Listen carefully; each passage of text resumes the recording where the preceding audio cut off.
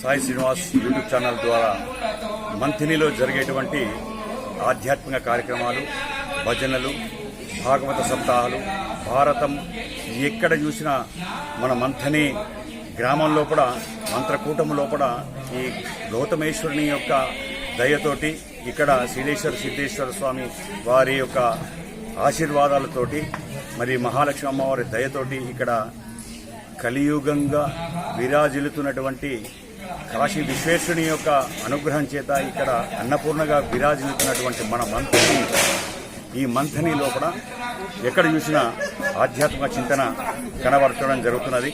ఈ సందర్భంగా మాహవాది సుధీర్ వారి మాతృమూర్తి అయినటువంటి సరోజినీదేవి సంవత్సరీకాల సందర్భంగా ముందుగా ఈ 7 రోజులు సప్తాహం, భాగవత సప్తాహాన్ని నిర్వహించడం జరుగుతున్నది. ఈరోజు చివరి రోజు.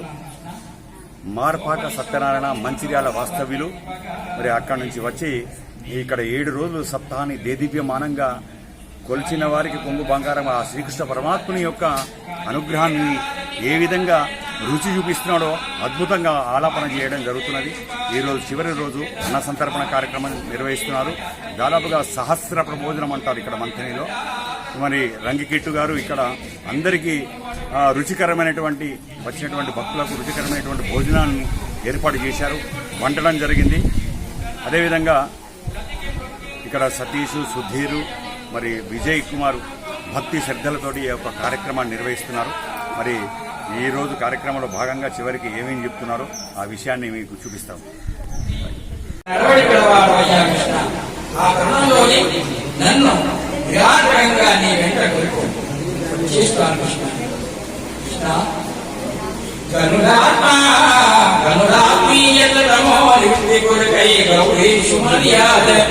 ఎవ్వరి పాదాలతో ఎవరుముగా వాంఛింతురేనట్టి నీ అనుకంపను విలసింపరేని కృతచర్యలు 3 జన్మంబులను కృష్ణ నిన్ను చింతించుట ప్రాణములు విడిచెదన్ నిత్యంబు ప్రాణేశ్వర.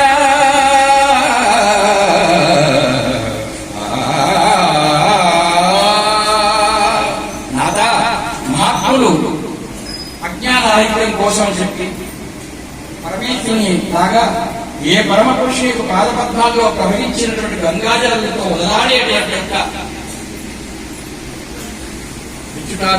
అట్టి తీర్థపాదులమైనటువంటి యొక్క నీ అనుగ్రహానికి అర్హురాలు కాకపోతే బ్రహ్మచర్య వ్రతం అనేటువంటి నిష్టగా ఉండి బ్రహ్మచర్య భూని 100 జన్మాలకైనా కానీ నీవే నా పదవి కావాలి, నిన్నే ధ్యానిస్తూ నా ప్రాణాలు నీకే అర్పిస్తాను కృష్ణ.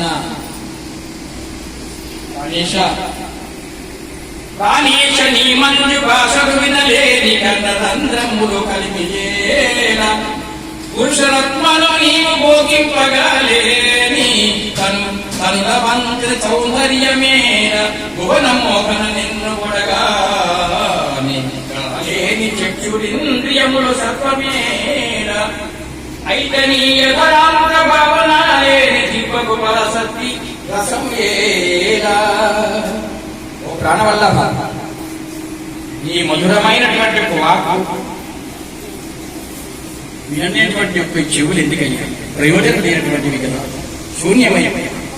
ఓ పురుషోత్తమా, నీవు అనుభవించినటువంటి యొక్క సుందర సుకుమార శరీర లావణ్యం నాకెందుకయ్యా? ఎందుకో కలగాలినటువంటి ఓ జగన్మోహనమూర్తి, నిన్ను సందర్శనం చేయనటువంటి యొక్క నోటని ఈ కలిమి ఎందుకయ్యా? జీవితేశ్వర, నీ అలరామతాన్ని ఆస్వాదించని నాలుక ఈ పరరస ప్రాప్య లేకపోతే కమలాక్ష, నీవు ధరించు వనమాలిక సౌరభం అనబడేటువంటి ఒక ఆగ్రానించని ఈ నాశక ధర్మచేత్ర, నీ పాద పరిచర్యకు ఉపకరించినటువంటి యొక్క ఈ జన్మ ఎన్ని జన్మలెత్తినా కానీ ఏమీ లాభం లేదు కృష్ణ.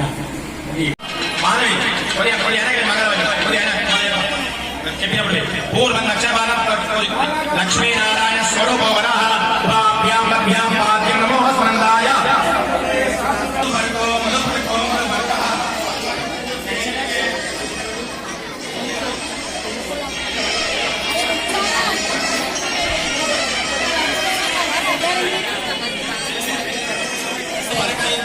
అది మీకు తెలుసు, అది తెలిసి మళ్ళీ నాకు ఇది కాలు చూడంటున్నారు. ఏ ఊరు నుంచి వచ్చారమ్మా మీరు? మన ఊరు నుంచే. మన ఊరా? ఏ ఊరు? మాంతినియా? ఎట్లా ఉన్నారు, బాగున్నారా? మంచిగున్నాం, మీరు మంచిగున్నారా? మేము బాగున్నాం. మేము పట్నం నుంచి వచ్చామమ్మా. మీరు పట్నం నుంచి వచ్చారా? మేము అనుకో లోకల్. లోకలా? ఎస్టీడీ కాదా? లోకల్. ఇక్కడ మన మంతిని భోజనాలు ఏ విధంగా అనిపిస్తున్నాయి మీకు? మంచి మంతిని భోజనాలు మీరు చెప్పాలి, మాకు చాలా నచ్చాయి. మీరు చెప్పండి ఎలా ఉన్నాయి. మీకు నచ్చినాయి కదా? ఈ విషయం ఎవరికి చెప్పకు, అందరికి తెలుసు విషయం. వచ్చి తినేస్తారా? పెట్టండి. ఓకే. మరి వీరెవరు? మా అక్క. మజ్జిగ పులుసు తెలుసా? చల్లా పులుసు? అబ్బే మేము మజ్జిగ పులుసు అంటాం, మీరు చల్ల పులుసు అంటారు. అంతే. మేము మజ్జిగ పులుసు అంటాం.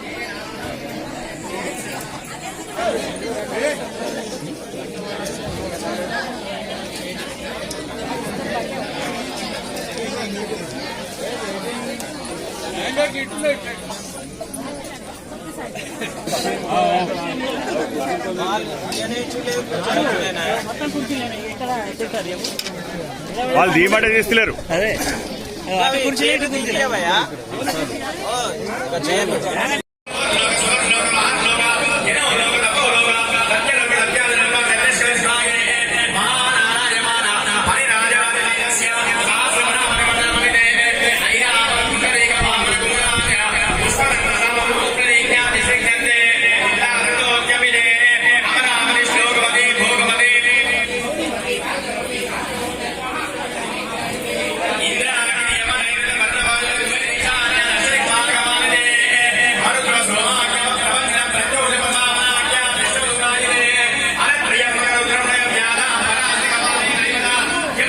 మా ఛానల్ మీరు పర్యవేక్షించాలి.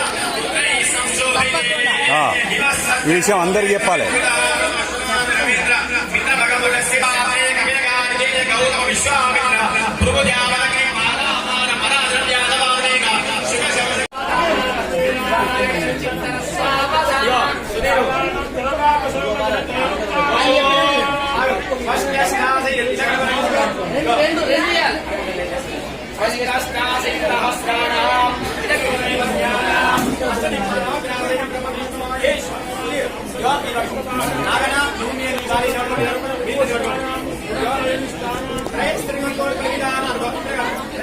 ఇందులో ఇద్దామా? యూట్యూబ్ అప్లోడ్ అవుతుంది.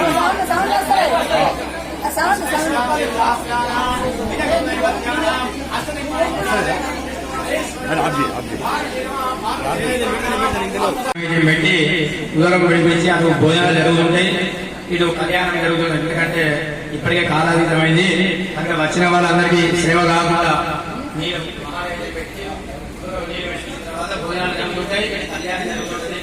కళ్యాణం గంటన్నర కార్యక్రమం ఉంటుంది, మరి గంటన్నర 1 గంట అవుతుంది. భాగవత సప్తాహ సందర్భంగా ఈరోజు స్పెషల్గా వెజిటేబుల్ బిర్యానీ చేశారు. ఆలు భాత్ సూపర్గా ఉంది. గుత్తి వంకాయ మసాలా సూపర్.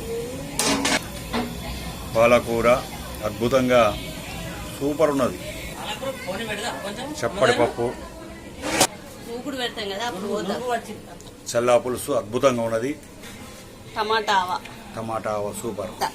రహిత ఆట అద్భుతంగా ఉన్నది. మంతిని స్పెషల్ గుమ్మడికాయ బరడ అద్భుతంగా ఉన్నది.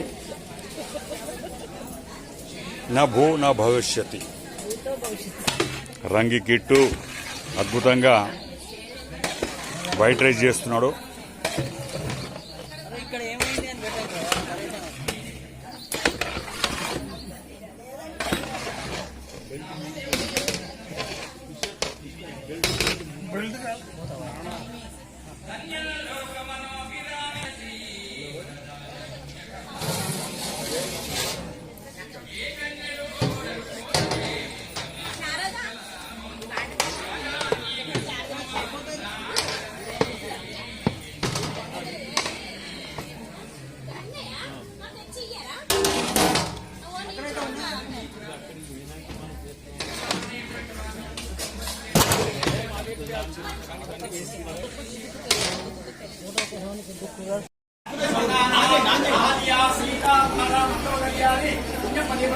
అదే ఉంది రావట్లే.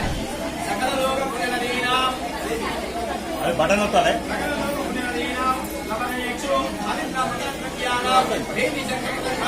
మంగళవాద్యానాం ఘంటాయమ మాధవే ఇప్పుడు మంగళవాద్యం ఘంటా వీణాది మంగళ గీతానాం నీదో వేదో విదాశిర్బ్రహ్మణాం సూర్యాదినవానాం గ్రహానాం గ్రహ నక్షత్రానాం అనుకూలేన అస్య భగవతో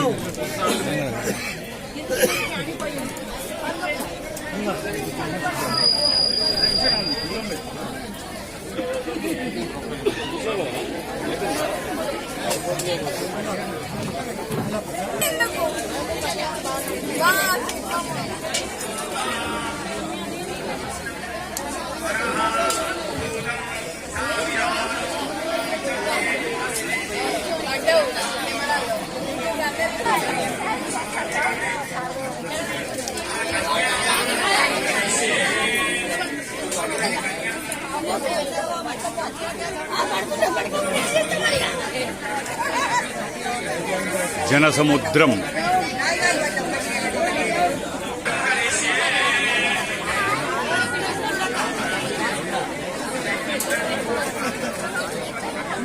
అనగానే బ్రాహ్మణుడు ఆనందానికి అవధులు లేవు, ఎంతో సంతోషపడుతున్నాడు. ఆ పిల్లవానికి నామకరణం చేశాడు, దుందుకారు అనబడే నామకరణం చేశాడు. వాడు పెరుగుతూ అనేకమైన దుష్టమైన పనులు చేయటం, చిన్ననాటి నుంచి జీవానికి నూతిలో పడేయటం అనేటువంటిది అనేకమైనటువంటి దుష్టకార్యాలు చేసేటువంటి కుమారుడు. ఈ విధంగా కలిగినటువంటి కుమారుడు చూసి పెరుగుతూ ఇంకా కూడా దుష్టమైన పనులు చేస్తున్నాడు. తల్లి ఏదని చెప్పి చివరిగా రాముడు అనుకున్నాడు, ఈ పెద్దవాడి తల్లిదండ్రులు గట్టు కల్పిస్తారని కుమారుడు అనుకున్నాను, కానీ సత్పుత్రుడు అనుకునేటువంటి వాడు దుష్టమైన పుత్రులు పుట్టాడు. అసలు ఈ సంతానం కాకుండా పర్వాలేదు, తల్లిని కొట్టడం, ఇంట్లో ఉండబడేటువంటి వస్తువులు అమ్ముకోవడం, అనేకమైనటువంటి తాగి తినడం, అనేకమైన దుష్ట ప్రవృత్తులతో ఉండబడేటువంటి వాడిని చూసి గ్రంథితోటి ఆ బ్రాహ్మణుడు కొంతకాలం గతించాడు. బ్రాహ్మణుడు గతించగానే అతని భార్య దుందులి కూడా ఆమె యొక్క కోపతాపాలన్నీ వెళ్ళిపోయాయి కొడుకులు దుష్టులను చూసి. తల్లిని కూడా కొట్టడం, బాధ పెట్టడం, ఆ కొడుకు యొక్క చేతులు చూడలేక ఆమె నూతిలో పడి ఆమె కూడా ఆత్మహత్య చేసుకొని చనిపోయింది. చివరిగా ఒకడే వీడు ఒక భోగ స్త్రీలో పడేటువంటి వాళ్ళ త్వరలో పడిపోయాడు. వాళ్ళతో ప్రేమ కలాపాలు చేస్తున్నాడు. ఉన్నదంతా ఊడ్చిపెట్టేశాడు. ఇంకా ధనం కావాలి, వాళ్ళకి కట్టుకున్న భార్య కాదు కదా, వాళ్ళు ఇంకా ధనంతే ఏమైనా చెయ్యి అంటే అంతగా దొంగతనం చేయటము, దారి కాయటము, అనేకమైన దుష్ట ప్రవృత్తులు చేస్తున్నారు. అనేకమైన దొంగతనాలు చేసి తెచ్చే ధనమంతా పోగు చేశాడు. వీళ్ళిద్దరు అనుకున్నారు, ఎన్నో ఏళ్ల నుంచి ధనాన్నంతా మనం తీసుకొచ్చి పెడుతున్నారు, కానీ రేపు మన రాజుగారికి తెలిసేది ఉంటే ఇతనితో సహత సైతం మనను కూడా సంహరిస్తారు.